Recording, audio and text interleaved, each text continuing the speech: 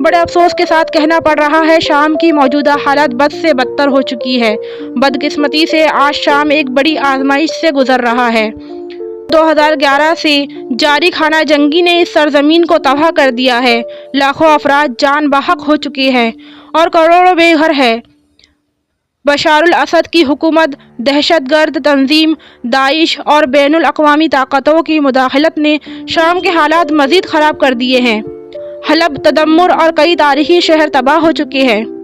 شام کا انسانی بحران پوری دنیا کے لیے ایک چیلنج بن چکا ہے۔ آج ہم نے شام کی تاریخی، دینی اور موجودہ صورتحال کو سمجھنے کی کوشش کی۔ یہ سرزمین ہمارے ایمان کا حصہ ہے اور اس کے ساتھ ہمارا گہرا تعلق ہے۔ ہمیں شام کے مظلوم عوام کے لیے دعا کرنی چاہیے اور اپنی استطاعت کے مطابق ان کی مدد کرنی چاہیے۔ اللہ تعالیٰ سے دعا ہے کہ وہ شام کو امن اور خوشحالی عطا فرمائے اور ہمیں